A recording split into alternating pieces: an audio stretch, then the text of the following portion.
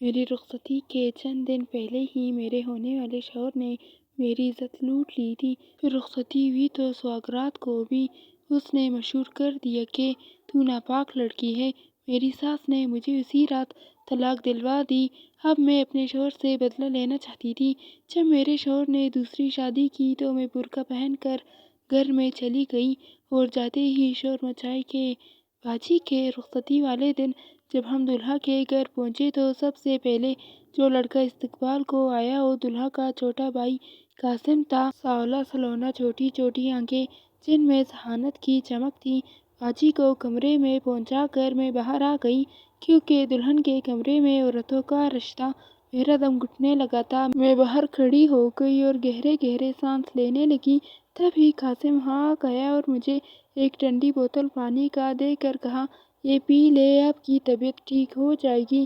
اس وقت اندازہ ہوا کہ اس کی نظریں میرے تعاقب کر رہی تھیں۔ جتنی دیر میں وہاں رہی وہ کسی نہ کسی بہانے چکر لگاتا رہا۔ میں نے سوچا یہ لڑکوں کی پرانی عادت ہے اور شادی پر بڑے ہی ان کو معاف کر دیتے ہیں۔ شادی کے بعد باجی اکثر دولہے کے ساتھ آ جاتی۔ ہم بہت کم ان کے گھر جاتے تھے۔ مجھے دوبارہ وہاں جانے کا موقع ہی نہ ملا۔ وقت گزرتے دیر نہیں لگی تھی۔ سال پلک جھپکتے بیت گیا۔ چند دنوں بعد باجی کے ہاں پہلے بچے کی آمد تھی۔ انہوں نے امی کو بتایا اور مجھے بھی ساتھ لے گئی۔ طے ہوا کہ باجی ہسپتال جائے گی۔ کیونکہ ان کے گھر ہسپتال نزدیک تھا لہٰذا بعد میں میکے آنے کی بجائے انہوں نے اپنے گھر جانے کو ترجیح دی تھی۔ ان دنوں میرے BA کے فائنل پرچے ہو چکے تھے۔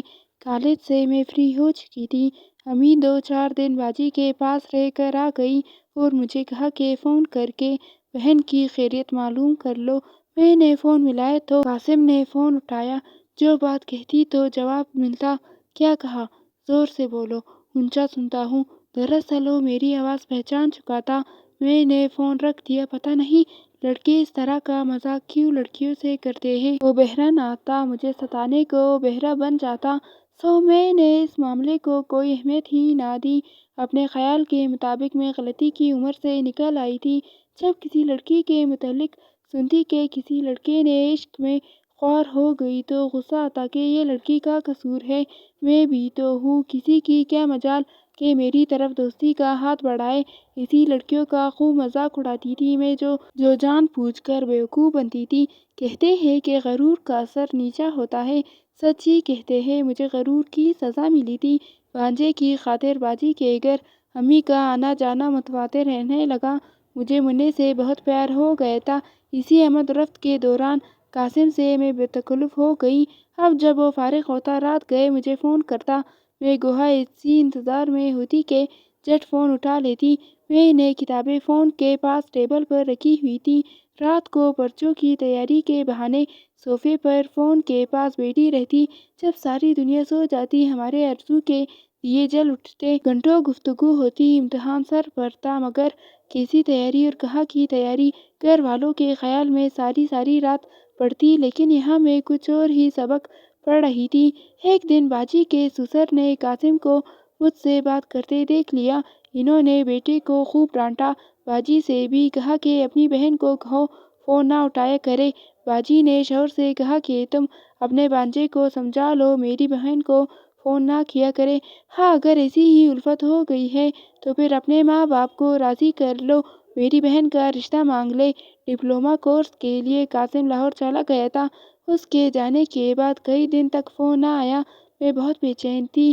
جب بے چینی نے سکون نہ لینے دیا تو ایک رات 2 بجے میں نے خود انہیں فون کر دیا۔ فون باجی کے سسر نے اٹھایا۔ ہیلو کہا لیکن میں آواز نہ پہچان سکی کیونکہ قاسم سے ملتی جلتی آواز تھی۔ سوچا یہ قاسم ہی بول رہا ہے۔ بنو نہیں قاسم، سیدھی طرح سے بات کرو، میں لائبہ بول رہی ہوں۔ تبھی ادھر سے آواز آئی، میں قاسم نہیں اس کا باپ بول رہا ہوں۔ اف میرے خدا، میرے پاؤں تلے سے جیسے زمین نکل گئی ہو۔ سر چکرانے لگا۔ شرمندگی سے میں نے فون رکھ دیا۔ دولہا بھائی سے ان کے والد نے بات کی اور امی ابو کو بلایا۔ دعا کر رہی تھی کہ خیریت ہو۔ تب قاسم بھی آیا ہوا تھا۔ اس سے پوچھا گیا تم لائبہ کو فون کرتے ہو؟ اس نے جھوٹی قسم اٹھائی کہ میں اسے فون نہیں کرتا۔ امی بیچاری شرم سے سر جھکائے بیٹھی تھی۔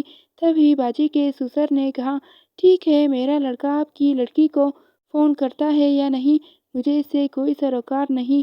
میری طرف سے یہ رشتہ پکا سمجھے۔ جس گھر کی ایک بیٹی میری بہو ہے، اس گھر کی دوسری بیٹی کو بہو بنا کر لانے میں مجھے کوئی اعتراض نہیں۔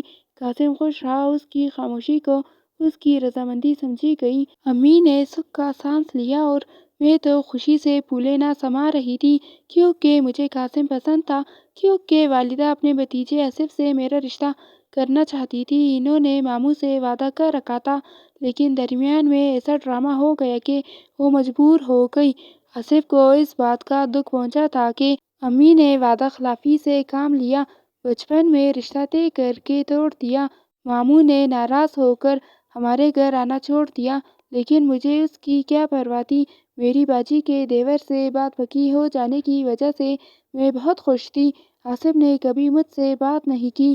وہ ایک محکمے میں آفیسر تھا، ہر ماہ تبادلے ہوتے رہے، کبھی کسی جگہ تو کبھی کسی شہر۔ وہ ہمارے گھر کم آتا تھا، جبکہ قاسم سے روز دن رات کو میری بات ہوتی تھی۔ میں اسے خود سے بہت قریب سمجھتی تھی۔ ہمیں خوشی تھی کہ اللہ تعالیٰ نے ہماری سن لی تھی۔ ایک پرسکون گھر کے تصور سے میرا دل جھوم اٹھا تھا۔ محبت کرنے والا جیون ساتھی حاصل ہو رہا تھا۔ وقت تیزی سے بیت رہا تھا۔ 2 سال گزر گئے۔ قاسم انجینئرنگ کا ڈپلومہ لے کر گھر آ گیا۔ شادی کی تیاریاں شروع ہو گئی تھی۔ میں اتنی خوش تھی کہ الفاظ نہیں تھے کہ اس خوشی کی کیفیت کو میں بیان کر سکوں۔ میری محبت کی کہانی انجام سے بچ گئی تھی۔ شادی میں 1 ماہ رہ گیا تھا۔ قاسم نے مجھے تنہائی میں ملاقات پر اصرار شروع کر دیا۔ حالانکہ اسے قبل اس نے 1000 بار فون پر بات کی، مگر کبھی تنہائی میں ملاقات پر اصرار نہ کیا۔ اس کی اس فرمائش پر میں حیران رہ گئی۔ آخر اس کی کیا ضرورت ہے؟ کہا، میں 4 ہفتوں بعد ہمیشہ کے لیے تمہاری ہونے والی ہوں۔ ضرورت ہے تبھی تو تم سے اعتراف کر رہا ہوں۔ ایک بہت ہی ضروری بات کرنی ہے۔ تو میں نے کہا، ضروری بات فون پر بتا دو۔ اس نے کہا کہ فون پر نہیں بتا سکتا۔ اس نے میرے کان کھا لیے۔ 15 دن تک مسلسل وہ فون پر یہی بات کہتا کہ ضروری بات ہے، میری بات سن لو، مجھے اکیلے میں 1 بار مل لو۔ یہ ممکن نہیں ہے۔ آخر میں کہا، اکیلے میں تم سے مل سکتی ہوں۔ میں نے ہر بار یہی جواب دیا، لیکن وہ کہتا، کچھ ناممکن نہیں۔ اگر انسان چاہے تو راستے خود بخود نکل آتے ہیں۔ لیکن جب کسی لڑکے سے عشق محبت کی باتیں سنتی تو میں مذاق اڑاتی تھی کہ یہ سب فضول ہے۔ آج لگتا تھا خود مذاق بننے جا رہی ہوں، کیونکہ قاسم کا اصرار بڑھتا ہی جا رہا تھا۔ کب تک ٹالتی؟ پھر وہ وقت آ گیا۔ شادی کی تاریخ مقرر ہو گئی اور کارڈ بھی چھپ گئے۔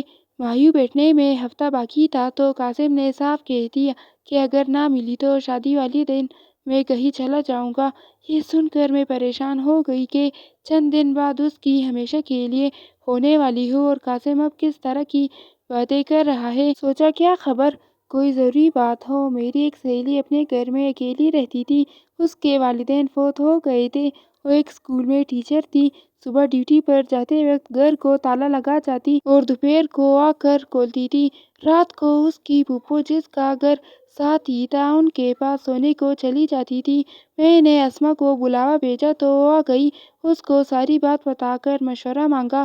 وہ بولی، قاسم سے ملنے میں کیا حرج ہے؟ دراصل تمہارا مسئلہ یہ ہے کہ تم مجھ سے کہاں ملو۔ ایسا کرو، میرے گھر میں تم دونوں مل لو، اس کی بات سن لو، کیا کہنا چاہتا ہے۔ اسما کی ہمت دلانے پر میں نے قاسم کو فون کر دیا کہ وہ ہمارے گھر سے 4 گھر آگے اسما کے مکان میں مقررہ وقت آ جائے۔ میں بھی آ جاؤں گی۔ یہ سن کر اس نے سکون کا سانس لیا۔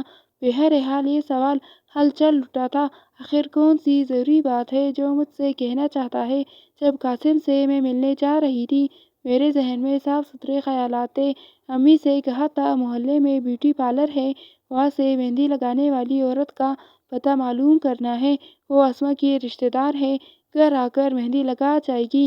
اسما آئی تو میں اس کے ساتھ دھڑکتے دل کے ساتھ چلی گئی۔ اس کے مکان کے پاس ہی قاسم مجھے منتظر ملا۔ تم لوگ بات کر لو، میں ابھی آتی ہوں۔ وہ ہمیں اپنے گھر بٹھا کر چلی گئی۔ جاتے ہوئے کہا، دروازہ اچھی طرح سے اندر بند کر لینا، کہیں پھوپھو وغیرہ نہ آ جائے۔ قاسم نے بیرونی دروازہ اچھی طرح بند کر لیا۔ قاسم صوفے پر بیٹھ گیا۔ ہاں قاسم، کہو، کیا ضروری بات ہے جس کے لیے تم نے اس قدر اصرار کیا کہ ملنے پر مجبور ہو گئی۔ پہلے مجھے پانی پلا دو۔ میں اسما کی کچن میں گئی، فریج سے ٹھنڈے پانی کی بوتل نکال کے لے آئی۔ پانی کا گلاس میز پر رکھ دیا جو صوفے کے سامنے رکھی ہوئی تھی۔ اس نے گلاس کو ہاتھ بھی نہ لگایا، جیسے کسی سوچ میں گم ہو۔ میں نے اسے کھویا ہوا پایا تو سوال کیا، کیا سوچ رہے ہو؟ کچھ نہیں، بس اکثر میں ایک بات سوچتا ہوں، مجھ سے پہلے کبھی تم نے کسی اور لڑکی سے تو یہ کیسا سوال ہے؟ حیران ہو کر میں بولی، ویسے ہی دل میں کبھی کبھی ایسا خیال آ جاتا ہے تو پریشان ہو جاتا ہوں۔ کمتری میں اکثر لڑکیاں غلطی کر بیٹھتی ہیں کیونکہ چھوٹی عمر نادانی کی ہوتی ہے۔ قاسم، ایسی باتیں تم نے مجھے پوچھنے کو یہاں بلایا تھا؟ سوچ بھی نہیں سکتی تھی کہ تم ذہن میں اس طرح کی باتیں یاد رکھتے ہو۔ مجھے بہت دکھ ہوا۔ دیکھو لائبہ، سب ہی لڑکیاں خود کو اچھی کہتی ہے لیکن انسان فرشتے نہیں ہوتے۔ میں بس تم کو آزمانا چاہتا ہوں۔ میں اس کا مطلب نہ سمجھی اور سادگی سے اس کا منہ تکنے لگی۔ یہ کہ تم تو مجھ سے کتنی محبت کرتی ہو، کتنا کہنا مانتی ہو، آج اس کی آزمائش ہو جائے گی۔ میری سمجھ میں اس کی کوئی بات نہیں آ رہی تھی۔ پہلی بار تنہائی کا خوف مجھ پر طاری ہوا، ہاتھ پاؤں ٹھنڈے ہو گئے تھے۔ میں جانا چاہا، وہ مجھے روکنے لگا۔ میں نے ذرا سی سختی دکھائی تو وہ غصے میں آ گیا۔ میں پشیمان ہو رہی تھی کیونکہ اس سے میں ملنے آ گئی۔ اگرچہ اندر سے میں کانپ رہی تھی مگر اب بھی میرے احساس بے حال تھے۔ تم میری ہو چکی ہو، پھر کیوں مجھ سے اتنا ڈر رہی ہو؟ میں نے بھی سوچ لیا تھا، چاہے جان چلی جائے خود پر میں آنچ نہیں آنے دوں گی جب تک کہ نکاح کے دو بول نہ پڑے جائیں۔ محبوب بھی غیر ہی ہوتا ہے، یہ میری سوچ تھی، کیونکہ والدین نے دنیاوی تعلیم کے ساتھ ساتھ اپنی تعلیم سے بھی روشناس کرایا تھا۔ محرم اور نامحرم کا مطلب بھی میں خوب سمجھتی تھی۔ میں جانے لگی، اس نے راستہ روکا تو تم میری امانت ہو، آج بھی میری ہو، کل بھی میری ہو، تو جانے کی اتنی کیا جلدی ہے؟ ابھی ٹھہرو، میں نہیں ٹھہر سکتی۔ میرے انکار پر اور دھمکی پر اتر آیا، کہنا نہیں مانا تو میں شادی نہیں کروں گا۔ کیا کہا؟ اس بات کا کیا مطلب ہے؟ میں رونا شروع ہو گئی مگر اس پر رونے کا کوئی اثر نہ ہوا۔ اگر آج نہ کرو گی، کل بھی یوں ہی مجھے رد کرو گی۔ دراصل تم ایک ضدی لڑکی ہو، مجھے ضدی لڑکیوں سے نفرت ہے۔ اس روز مجھے اتنی ذلت محسوس ہوئی، مرنے کی میں تمنا کرنے لگی۔ اللہ تعالیٰ سے دعا کی کہ اسما آ جائے۔ اچانک معجزہ ہو گیا، اسی وقت اسما آ گئی۔ اس نے دروازے پر دستک دی تو میں نے دروازہ کھول دیا۔ قاسم کا موڈ بہت خراب تھا، نہ جانے وہ کس بات پر مجھے آزمانا چاہتا تھا۔ بوجھل قدموں سے اسے اسما کے گھر سے جانا پڑا، شاید وہ مجھے آزما رہا تھا۔ میں اپنی عزت کو عزیز رکھنے والی لڑکیوں میں سے ہوں، وہ چاہتا تو مجھ پر فخر کر سکتا تھا مگر ایسا نہیں ہوا۔ اس کا الٹا رد عمل سامنے آیا۔ جب کہ دعوت نامے بڑھ چکے تھے، کارڈ تقسیم ہو گئی تھی، قاسم نے شادی سے انکار کر دیا۔ اس کے والدین اور میرے والدین سب ہی سکتے میں آ گئے۔ ان کی سمجھ میں نہ آیا کہ کیا کریں۔ میرا رو رو کر برا حال تھا۔ باجی بھی سن ہو گئی تھی، سب نے سمجھایا لیکن اس سنگ دل پر کسی کی باتوں کا اثر نہ ہوا۔ باپ کا غصہ اور نہ ہی ماں کی منت سماجت کام آئی۔ میری بہن کے رونے نے بھی اثر نہ کیا اور نہ ہی دولہا بھائی کی دھمکیوں سے وہ ڈرا۔ الٹا مجھ پر تہمت لگائی کہ جو لڑکی شادی سے پہلے مجھ سے ملنے آ سکتی ہے وہ یہ سب کسی اور کے ساتھ بھی کر سکتی ہے۔ قاسم نے مجھے میری پاک دامنی کی کتنی بھیانک سزا دی تھی۔ شادی سے ہفتہ پہلے میری خواہشات کی قبر بنا ڈالی۔ والدین کا برا حال ہو چکا تھا۔ بالآخر میں نے امی جان کو سارا ماجرا بتا دیا کہ وہ مجھے آزمانا چاہتا تھا، تب ہی اکیلے ملنے پر مجبور کیا۔ آپ افسوس نہ کریں، آپ کی عزت خاندان بھر میں خاک میں نہیں ملی۔ میں نے ایک ایسے شخص سے اپنی عزت بچا لی جو خود بد کردار تھا، جو میرے بارے میں بڑی بڑی باتیں سوچتا تھا۔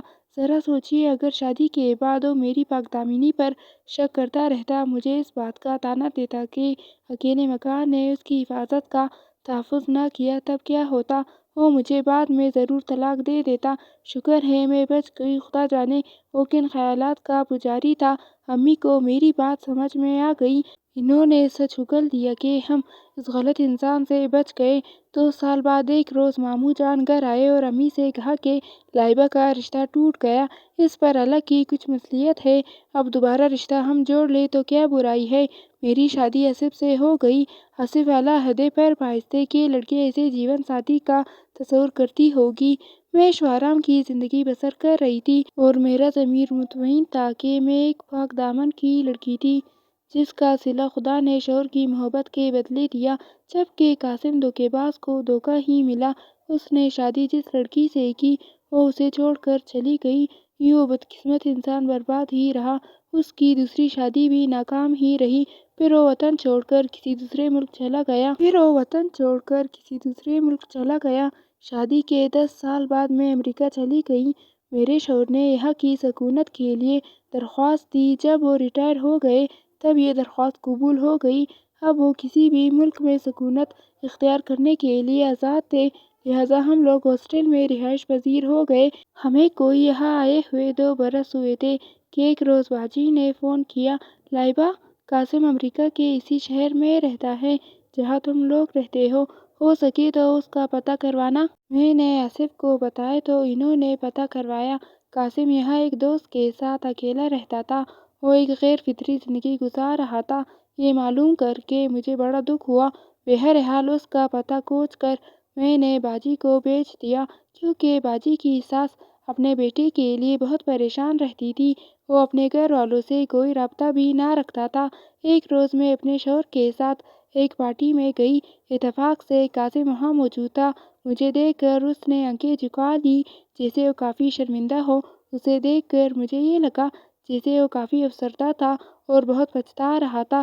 گھر آ کر میں نے آصف کو بتایا کہ یہی وہ شخص ہے جس کی نظروں میں عورت کی عزت کی کوئی قدر نہیں۔